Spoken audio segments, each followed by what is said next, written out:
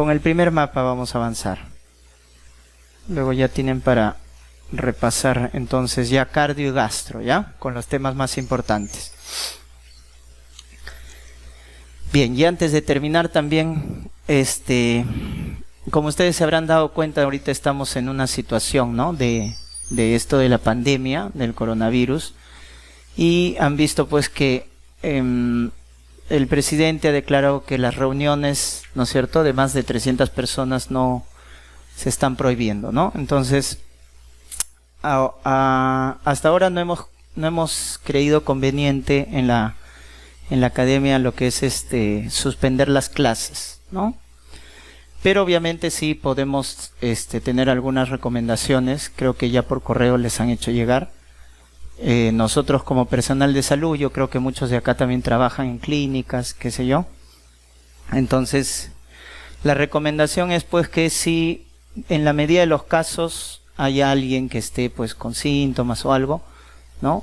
Lo vea de manera virtual, ¿no? Es la primera recomendación creo que se les ha dado por el correo. Con respecto a las actividades académicas, esto no creo que se llegue a suspender, ¿ya?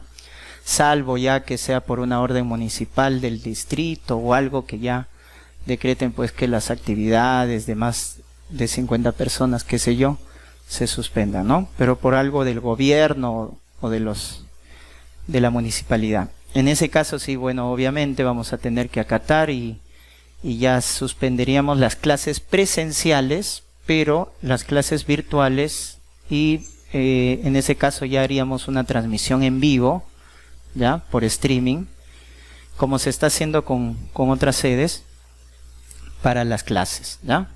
Entonces por ese lado, yo sé que ustedes también están con el tema del examen, que ya estamos acerca más o menos ya casi 2 meses, ¿no? Un poco más de 2 meses. Entonces por esa parte creo que no vamos a suspender las actividades, vamos a continuar, sea presencial o sea virtual, ¿no? Igual el desarrollo del cronograma se va a dar, ¿ya, doctores? Pero sí, manténganse siempre en contacto con el correo, porque cualquier situación que, como les digo, no de parte de nosotros, sino ya por una orden que venga ya sea del gobierno o de la municipalidad, si ordenan pues suspender actividades, reuniones, vamos a tener que hacerlo, ¿no? Pero igual las actividades virtuales se van a continuar y se va a respetar el cronograma y el desarrollo de las clases, ¿ya, doctores? Eso de todas maneras les queríamos hacer llegar. Bien, vamos entonces a avanzar, como les había dicho, en este mapa de obstetricia, ¿ya? Lo que es la evaluación gestacional.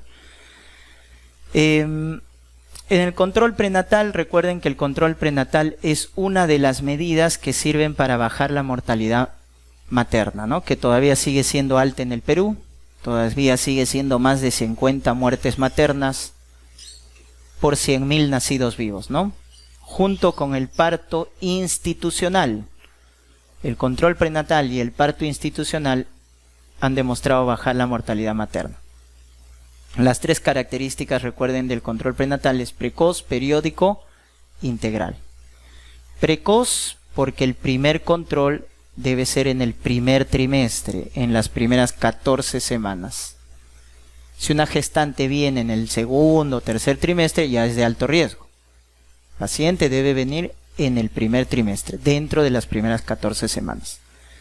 Periódico porque debe ser continuo. Recuerden que según la OMS, manda 8 controles en gestantes de bajo riesgo. Según la norma técnica de MINSA, 6 controles. Si es adolescente, 7. Le aumentamos 1, según la norma técnica de MINSA. 6 a todas las gestantes, si es adolescente, 7. Integral es el llamado control reenfocado. El control reenfocado. Ese es el concepto de integral, porque no solo voy a evaluar la parte biológica, sino la parte también psicológica y el entorno social, ¿no?, de la gestante, para ver si está en riesgo de violencia familiar. Eso es también el objetivo, ¿no?, ver el riesgo de violencia, maltrato, etcétera, en el control prenatal, ¿ya? Entonces no solo evaluar la parte física, sino también el entorno social de la gestante. Muy bien, esas son las 3 características del control prenatal. Recuerden que hay gestantes que son de alto riesgo y de riesgo intermedio, ¿no? Entonces, alto riesgo, ¿cómo se llama en la cartilla perinatal de control? Alto riesgo, vamos a hacer seguimiento continuo.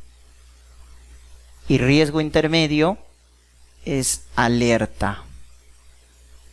Y en la cartilla perinatal esto está con cuadraditos, ¿no? El rojo es alto riesgo, seguimiento continuo. Y el amarillo es riesgo intermedio, que es alerta. Entonces, por ejemplo, te dicen, es RH negativa. Ya, eso es alerta.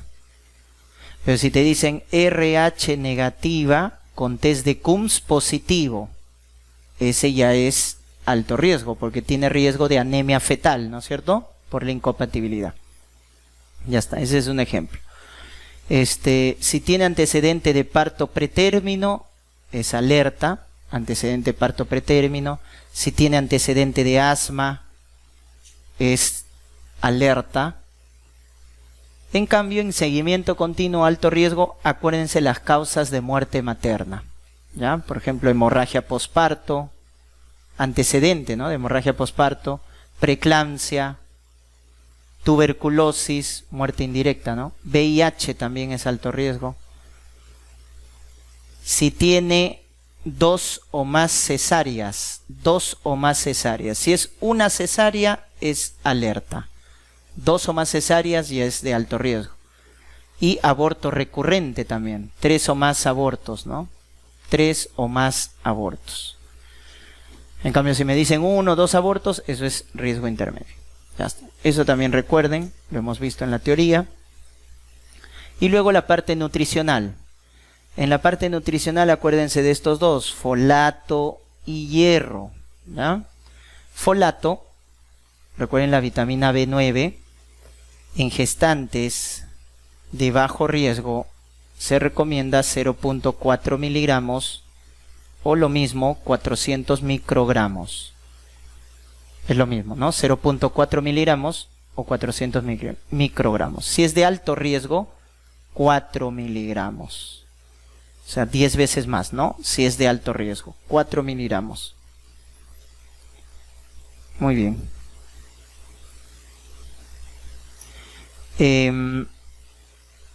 ¿Y para qué sirve el folato? Para evitar los defectos de tubo neural, espina bífida, meningocele, mielomeningocele. Ese es el objetivo de dar folato antes del embarazo, si es que la mujer planifica su embarazo, 3 meses antes, o durante el primer trimestre, ¿no? Durante el primer trimestre. Entonces, es pregestacional y durante el primer trimestre. El folato para prevenir los defectos de tubo neural. ¿Cuándo es de alto riesgo? Cuando ya tuvo un hijo con defecto de tubo neural. Te lo han puesto como caso. Si una gestante ya tuvo un hijo con defecto de tubo neural, 4 miligramos de folato, porque ya es de alto riesgo. En los demás casos, 0.4, 400 microgramos. Bien, hierro para prevenir la anemia ferropénica, que según ENDES 2018 todavía sigue siendo alta en la gestante. 30% de las gestantes tienen anemia. O sea, de cada 3, una gestante tiene anemia. Es por eso que la política de salud pública nos dice que a partir de las 14 semanas se debe dar hierro. ¿Cuánto? 60 miligramos de hierro elemental al día. 60 miligramos de hierro elemental al día. Que eso lo cubres con una tableta de sulfato ferroso. Una tableta de sulfato de 300 miligramos proporciona 60 miligramos de hierro elemental. Entonces, con una tableta hacemos la cobertura, ¿no? Aparte de la alimentación saludable, obviamente. Si la paciente viene en el tercer trimestre y no tiene control prenatal, esa gestante es de alto riesgo. En esa gestante, para prevenir anemia, le damos el doble, 120 miligramos de hierro elemental al día. 120 miligramos de hierro elemental al día. Entonces, ¿con cuánto? 2 tabletas. Si es de alto riesgo, no tiene control, viene en el último trimestre, 120 miligramos de hierro al día. Muy bien, esa es entonces la prevención de anemia ferropénica. En propedéutica, recuerden la fórmula obstétrica gesta-para, ¿no? En el A es el número de gestaciones, incluida la actual. En el B, acá en el número de partos, el B es los partos a término, o sea, los mayores de 37 semanas. El C, pretérmino, menores de 37. Y en el D están los muertos. Aborto, ectópico, mola. Aborto, ectópico, mola. Y en el E es el número de nacidos vivos. Número de hijos nacidos vivos, ¿no? El último. Número de hijos nacidos vivos. Muy bien. La regla de Naegele, recuerden, la regla de Naegele sirve para calcular a partir de la fecha de última regla. ¿Qué te va a calcular? La fecha probable de parto. Fecha probable de parto. ¿Ya? Entonces le sumas 7 días. ¿Y cuánto le resto a los meses? 3. Sumo 7 a los días y le resto 3 a los meses. Entonces, con eso calculamos la fecha probable de parto. ¿Y cuando una fecha de última regla es confiable? Cuando la gestante obviamente se acuerde de la fecha exacta, haya tenido ciclos regulares y no haya consumido anticonceptivos, ¿no es cierto? Anticonceptivos hormonales, ¿ya? Entonces en ese caso la fecha de última regla es confiable. Bien, la regla de McDonald sirve para evaluar la altura uterina con respecto a la edad gestacional y te dice la edad gestacional es 8/7 de la altura uterina. La edad gestacional es 8/7 de la altura uterina. Pero recuerden que entre las 20 y 34 semanas, ¿cómo es la altura con la edad gestacional? Iguales. Entre las 20 y 34 semanas, la altura es igual a la edad gestacional. ¿Ya? La altura es igual a la edad gestacional. Esa es entonces la relación entre las 20 y 34 semanas. Causas de altura uterina aumentada. Recuerden, altura uterina aumentada, feto en longitudinal, feto macrosómico, polidramnios, embarazo múltiple, mola. Esos nos dan altura uterina aumentada, ¿no? Longitudinal, macrosómico, polidramnios, embarazo múltiple, mola. Altura uterina disminuida, la vemos en el feto transverso, ¿no es cierto? Feto transverso, RCU, oligohidramnios, óbito, nos da altura uterina disminuida, ¿no? Transverso, RCU, oligohidramnios, óbito. Muy bien, luego tenemos acá la exploración abdominal, las llamadas maniobras de Leopold, que se dan a partir de las 26 semanas. Y tengo 4 maniobras, que es la que tienen que acordarse, ¿no? La primera maniobra, miren dónde van las manos, al fondo uterino. Por lo tanto, te puede calcular la altura uterina, que se mide de la sínfisis púbica al fondo del útero. La segunda maniobra te va a los lados, miren, a los lados, ¿no? La mano lateral. ¿Qué te calcula la segunda? Posición. Y con la primera y la segunda, ¿qué calculas? La situación. Con la primera y la segunda, calculas la situación. Tercero, calculas la presentación. Y cuarto, encajamiento. Esta presentación, encajamiento. Muy bien, entonces esas son las 4 maniobras de Leopold, ¿no es cierto? Que te calculan la actitud fetal. ¿Cuál es la actitud fetal? Flexión, porque todas las partes fetales están flexionadas. Entonces tienes el SPP, situación, presentación, posición. Situación, cuando te hablen de los ejes eje de la madre con el eje del feto, ¿no? Los ejes mayores de la madre con respecto al eje del feto. Entonces, ¿cuál es lo normal? Longitudinal. ¿Cuál es el alterado? Transverso. Presentación es polo fetal que está en la pelvis, que expone, ¿no?, el bebito en la pelvis. Si te expone la cabeza, como en el gráfico, es cefálico. Si te expone los glúteos, podálico o pélvico. Podálico o pélvico. Doctores, si es cefálico, ¿cuál es el punto de referencia? El occipucio, la fontanela posterior, porque la cabeza está flexionada, acuérdate. Como la cabeza está flexionada, lo que expone al tacto es la fontanela posterior u occipucio. Y cuando está podálico, ¿cuál es el punto de referencia? Sacro. Cuando es cefálico, occipucio. Cuando es podálico, sacro. Y tercero, la posición. Ahí te van a decir el dorso del bebito, ¿no?, que determina la posición. La espaldita. Entonces te dicen dorso derecho, dorso izquierdo, etc. Por ejemplo, en el gráfico, ¿cuál sería entonces la actitud? Longitudinal, cefálico, derecho, izquierdo. Izquierdo. Este es el flanco derecho de la madre y este es el flanco izquierdo. Entonces, longitudinal, cefálico, izquierdo, porque la espaldita está hacia el lado izquierdo. Y esa es la actitud más frecuente. Longitudinal, cefálico, izquierdo es el 99% de los productos. Adoptan esa actitud. Muy bien. Como les mencionaba, el punto de referencia, si es cefálico, el punto de referencia es occipucio o fontanela menor o fontanela posterior. ¿Y para qué te sirve el punto de referencia? Para calcular la variedad de posición. Y acá te pueden poner en el examen gráficos, ¿no? Y te preguntan, calcula la variedad de posición.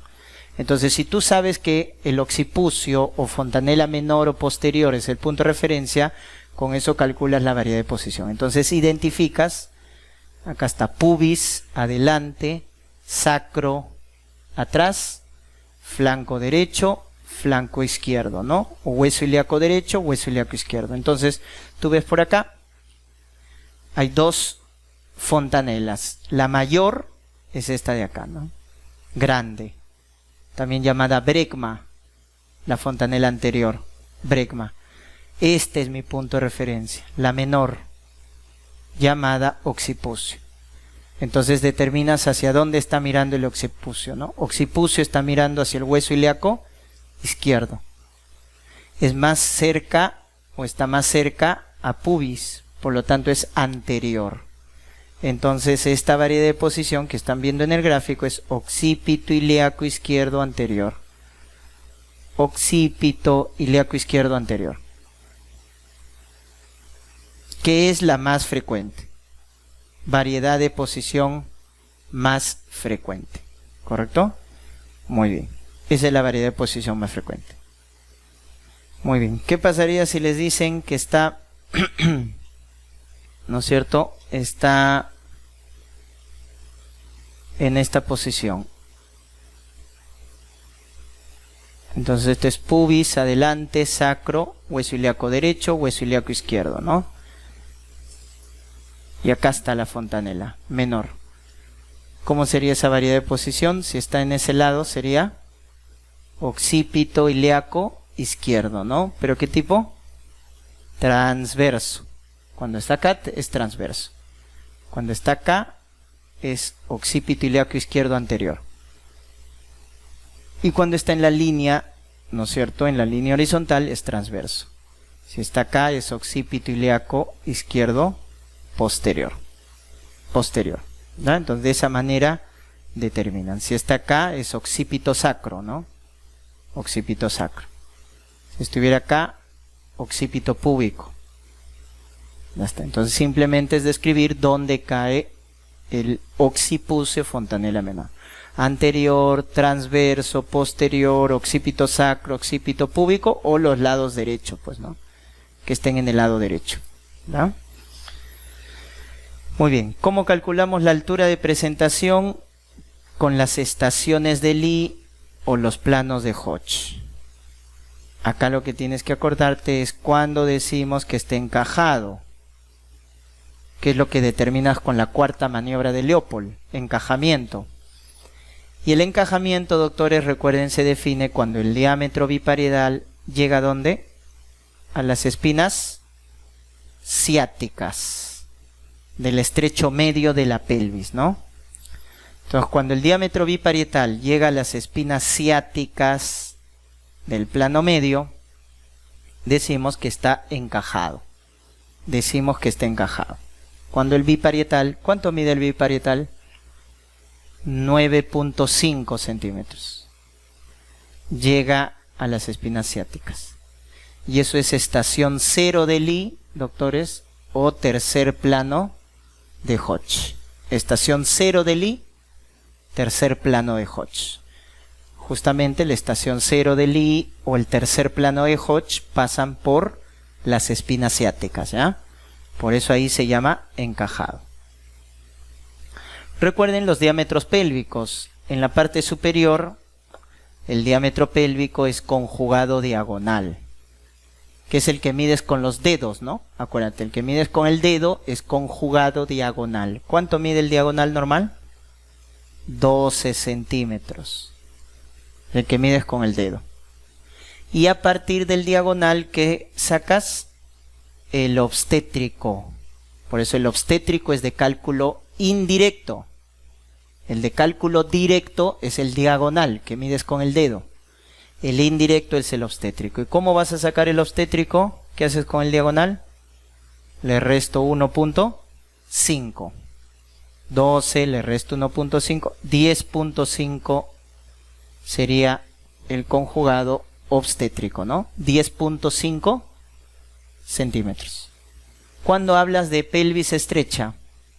Cuando el obstétrico es menos de 10. Cuando el obstétrico es menos de 10, pelvis estrecha. Por lo tanto, el diagonal menos de ¿cuánto? 11.5, ¿no? Porque siempre la diferencia es 1.5. Para eso entonces sirve recordar los valores normales. En el plano medio, el biciático o interespinoso, también llamado así, interespinoso, porque es de las espinas ciáticas, también vale 10.5, igual que el obstétrico, 10.5. ¿Y cuándo hablas ahí de pelvis estrecha? Cuando el biciático es menos de 9, obstétrico menos de 10, biciático menos de 9, pelvis estrecha. Y el bisquiático es también llamado intertuberoso, es el intertuberoso. Más o menos mide 11 centímetros, ¿no? 11 centímetros. Este también, cuando decimos que es pelvis estrecha, y es el más raro, porque para hablar de pelvis estrecha en el bisquiático debe medir menos de 8. Porque baja, ¿no? 10, 9, 8. Si te has dado cuenta, obstétrico menos de 10, biciático menos de 9, bisquiático menos de 8. Es pelvis estrecha. Muy bien. Entonces acá miren, lo que está de color verde, que estás viendo ahí, ¿cómo se llama el diámetro que está de color verde? Que va debajo de pubis hasta el promontorio. Debajo de pubis hasta promontorio. ¿Cómo se llama ese diámetro? Conjugado diagonal. Es el que mides, pues, con el dedo. Te colocas debajo de pubis, ¿no? Debajo de pubis hasta el promontorio. Ese es el diagonal. Por eso el diagonal también le llaman así. Promonto subpúbico. Porque va debajo de pubis hasta el promontorio. Promonto subpúbico. El que está de color azul, ¿no es cierto?, ¿qué diámetro es? El que está de color azul, miren, va detrás de pubis hasta el promontorio. Ah, ya, listo, doctor, gracias. Va debajo de pubis hasta el promontorio. Entonces sería el conjugado obstétrico, ¿no? Ya está. Entonces miren, el diagonal va debajo de pubis hasta el promontorio, ¿no es cierto? El obstétrico va detrás de pubis hasta el promontorio. Por eso no puedes medir directo el obstétrico, ¿no? No puedes medir directo, es un cálculo indirecto a partir del diagonal. Entonces le restas 1.5 al diagonal y obtienes el obstétrico. Pues al obstétrico también le llaman así: promonto retropúbico. Promonto retropúbico. ¿Ya? Promonto retropúbico. Ya está. Esos son los dos importantes. El de rojo que estás viendo, que está por encima de pubis hasta el promontorio, ese es el conjugado anatómico. Conjugado anatómico le llaman. Pero no tiene importancia. El diagonal y el obstétrico, acuérdense. Luego tenemos acá los diámetros en el feto, ¿ya? Los diámetros anteroposteriores y los diámetros transversos. Acá está en la imagen los diámetros transversos. Acá les decía este de acá, el diámetro biparietal, ¿ya? El diámetro entre los dos huesos parietales. Y si se dan cuenta, el diámetro biparietal es igual al de la cadera, que se mide de los trocánter, del fémur, ¿no? Bitrocantérico. ¿Cuánto mide el diámetro bitrocantérico? Mide igual que el biparietal. Cabecita y cadera, recuerden, en el feto miden igual. Miden 9.5 centímetros. El bitrocantérico mide igual que el biparietal, 9.5. El del hombro es el biacromial, que mide 12 centímetros. Ese es el de mayor medida en el plano transverso. El de mayor medida en el plano transverso es el biacromial, 12 centímetros. Y luego tienes en el plano anteroposterior, en la cabecita del feto, en el plano pero ya anteroposterior, estos de acá, ¿no? El SOP, el occipito frontal, el occipito mentoniano y el submento bregmático. El primero, recuérdate, el suboccipito bregmático, es el que expone en el parto. Cuando el bebito va a entrar al canal del parto y desciende por el canal del parto, ¿qué diámetro expone? El SOP. Por eso el SOP mide 9.5 centímetros. El occipito frontal mide 12, el occipito mentoniano mide 13.5 y el submento bregmático 9.5. ¿Y por qué te coloco esos tres diámetros que estamos ahí? Porque esos ya son en las distocias, ¿verdad? En las deflexiones. Entonces son los diámetros de las deflexiones, que es cuando el bebito extiende la cabeza. En el grado 1, ¿cómo se llamaba el grado 1? Sincipucio, expone este, ¿no? Occipito frontal. En el grado 2, ¿cómo se llamaba el grado 2? Frente. En frente, ¿qué expone? Occipito mentoniano. Y en el grado 3, ¿cómo se llamaba el grado 3? Cara. Expone el submento bregmático. Entonces, deflexión grado 1, grado 2, grado 3, acuérdense. Lo hemos visto en distocias. El fisiológico es el SOP. Ese es el fisiológico, ¿no? El SOP. Muy bien. Y para terminar vamos a ver las pruebas que evalúan el bienestar fetal, ¿ya? Las pruebas que evalúan el bienestar fetal. Entonces acá tenemos una de las primeras medidas que le enseñamos a la gestante, ¿no es cierto?, para evaluar el bienestar fetal, es el autocontrol de movimientos fetales. La mamá debe percibir movimientos fetales. Recuerden que los movimientos fetales, ¿a partir de qué semana percibe la gestante nulípara? La multípara lo percibe a partir de las 20 semanas, la nulípara a partir de las 22 y la gestante con obesidad a partir de las 24. A esa edad gestacional se perciben los movimientos fetales, ¿no? A partir de las 20, multípara, 22, nulípara y gestante obesa a partir de las 24 semanas. Se perciben los movimientos.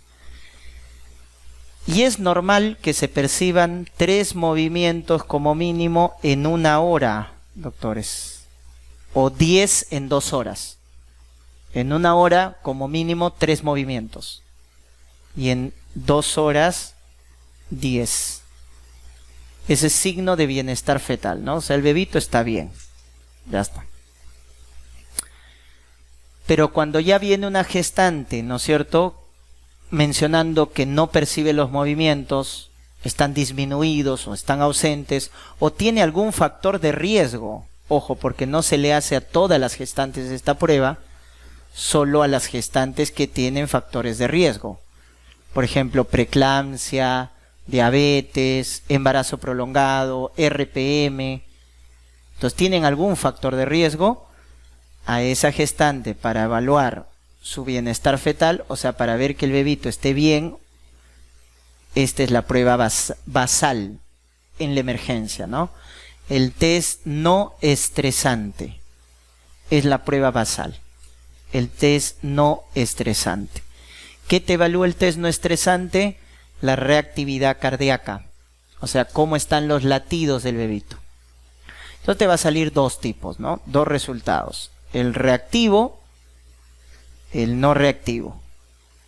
El reactivo, como estás viendo ahí en la imagen, el bebito está feliz, está tranquilo porque tiene buena oxigenación. O sea, el reactivo es el normal. Por lo tanto, acá continuamos con el control prenatal. No vamos a terminar el embarazo porque el bebito está bien. Y cuando decimos que está reactivo, cuando la frecuencia está normal, 120 a 160, variabilidad normal de 10 a 25 y tiene aceleraciones. Este es el dato más importante. Para decir que está reactivo, debe tener aceleraciones. 2 aceleraciones en 20 minutos. Quiere decir que el bebito está bien.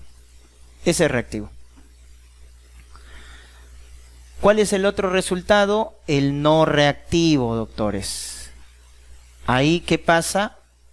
En el no reactivo, lo que te están diciendo es que el bebito, puede que su frecuencia y su variabilidad estén bien, pero lo que significa el no reactivo es que no hay aceleraciones.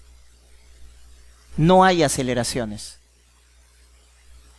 Eso significa no reactivo, que no hemos encontrado aceleraciones. Por lo tanto, significa el no reactivo, ojo, es indeterminado. Puede que esté bien, como que puede que esté mal, el bebito, ¿correcto? Porque cuando ya te dice que tiene desaceleraciones, o sea, no te dice que no tiene aceleraciones, sino que te tiene desaceleraciones, eso ya es patológico. Si te sale desaceleraciones, ya es patológico. Entonces, hay 3 resultados en el test no estresante, ¿correcto? ¿Cuáles son los 3 escenarios? Que te digan reactivo, que está bien, no reactivo, indeterminado, porque no has encontrado aceleraciones. Y el patológico, que te digan ya cualquier alteración, ¿no? Bradicardia o las desaceleraciones. Eso es patológico. Ahora, ¿qué desaceleración te indica hipoxia fetal? Porque eso es lo que va a ser patológico, ¿no? ¿Qué desaceleración te indica sufrimiento fetal? La 2. Muy bien, la desaceleración tardía. Eso indica sufrimiento fetal agudo. Entonces, si te dicen, le hago test no estresante y en vez de aceleración encuentro DIP2. Ya, eso es patológico. ¿Qué hay que hacer ahí cuando encontramos DIP2? ¿Terminamos o continuamos con el embarazo? Terminamos por parto vaginal o cesárea. cesárea, porque es sufrimiento fetal agudo. Cuando es hipoxia aguda, cesárea. Y el dato de hipoxia aguda, doctores, es la alteración de los latidos cardíacos fetales. Por eso encontrar DIP2, cesárea. DIP3 también, porque el DIP3, llamada desaceleración variable, es compresión del cordón umbilical. Y eso también es patológico. Eso también es patológico. El que sale, el que es excepción, es el 1. Al DIP1 precoz, este es fisiológico. Acá no pasa nada. Esta es la desaceleración buena, porque es compresión de la cabeza fetal. Y eso es normal, porque cuando el bebito baja por el canal del parto, desciende por el canal del parto, se comprime su cabeza. Y eso genera el DIP1 o desaceleración precoz. Entonces acuérdense los 3 tipos de desaceleraciones. 1 precoz, compresión de la cabeza, fisiológico, ahí no pasa nada. El problema es con el 2 y el 3. Ahí sí hay que hacer cesárea, porque es dato de hipoxia, el DIP2, hipoxia aguda, DIP3, compresión del cordón. Ya está. Entonces, si tu test no estresante te sale reactivo, continúas con el embarazo. Si te sale patológico, DIP2, DIP3, cesárea. ¿Y qué pasa cuando te sale no reactivo? ¿Qué significaba no reactivo? Indeterminado. ¿Qué tienes que hacer?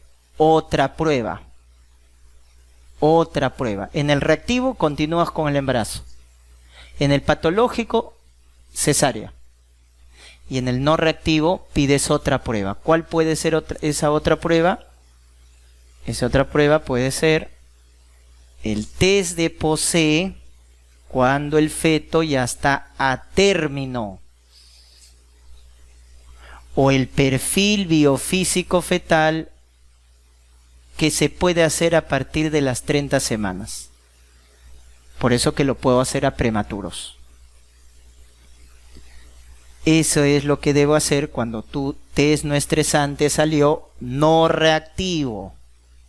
Cuando sale no reactivo, el no reactivo quiere decir que no hay aceleraciones, nada más. O sea, te he dicho que no hay aceleraciones, no encuentro aceleraciones. Eso es no reactivo. Entonces, ¿qué hay que hacer? Otra prueba, porque es indeterminado.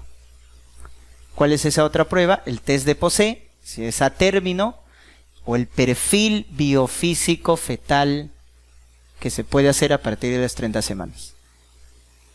A este último también le llaman, por si acaso, test de Manning. Test de Manning, al perfil biofísico fetal. Ya está. Eso entonces diferencia. ¿Por qué el test de Posee solo a términos? Porque colocamos oxitocina y vamos a inducir contracciones. Entonces, si es prematuro, no puedo dar oxitocina, porque haría un parto prematuro. Entonces, esa no es la idea. Entonces, acá es darle oxitocina, inducimos contracciones, dinámica uterina, y evaluamos la reserva de oxígeno placentaria. Eso es lo que evalúa el test de Posee, doctores. Si te preguntan, ¿qué evalúa el test no estresante? La reactividad cardíaca. ¿Cómo están los latidos? Si te preguntan, ¿qué evalúa el test de Posee o test estresante? Porque le doy oxitocina para inducir contracciones, la reserva de oxígeno placentaria. Eso es lo que evalúa el test de Posee. Y te va a salir así, positivo, negativo. ¿Cuál es el normal? Negativo. Negativo es normal. El positivo es patológico. Porque un Posee positivo, doctores, ¿qué indica? Que hemos encontrado DIP2. Ese es un test de Posee positivo. Que hemos encontrado DIP2. ¿Y DIP2 qué era? Sufrimiento fetal. Por lo tanto es anormal. Conducta cesárea. Posee positivo, conducta cesárea. ¿Estamos? Conducta cesárea. Porque el Posee positivo indica que hemos encontrado DIP2. ¿Cuál es la otra prueba? El perfil biofísico. El perfil biofísico es más completa, es más específica, es más integral. Es mejor que el test de Posee. Lo puedes hacer a prematuros y te evalúa 5 parámetros. ¿Cuáles son esos 5 parámetros? Ahí está, miren, del perfil biofísico test de Manning. Y lo vamos a poner en orden de afectación, como está la flecha. ¿Cuál es el primero que se altera cuando hay una hipoxia aguda? Los latidos cardíacos, que se evalúan con el test no estresante, que es el que te evalúa la reactividad cardíaca. Segundo, movimientos respiratorios. Tercero, movimiento corporal. Cuarto, tono fetal. Y el quinto lo voy a poner de otro color. Volumen de líquido amniótico. Entonces, acuérdate de este orden, porque ese es el orden de afectación, doctores. El primero que se altera es los latidos, movimiento respiratorio, movimiento corporal, tono. Y estos 4 que hemos colocado de color verde son los primeros que se alteran en la hipoxia aguda. Los 4 de color verde son de la hipoxia aguda. ¿Quién es el que te indica hipoxia crónica? El volumen de líquido amniótico. El volumen de líquido amniótico es el de la hipoxia crónica. Ya está. Esos son los 5 parámetros que evalúa el perfil biofísico. Entonces te van a salir puntajes, ¿no? Cuando cada uno de estos está normal, ¿cuántos puntos le doy?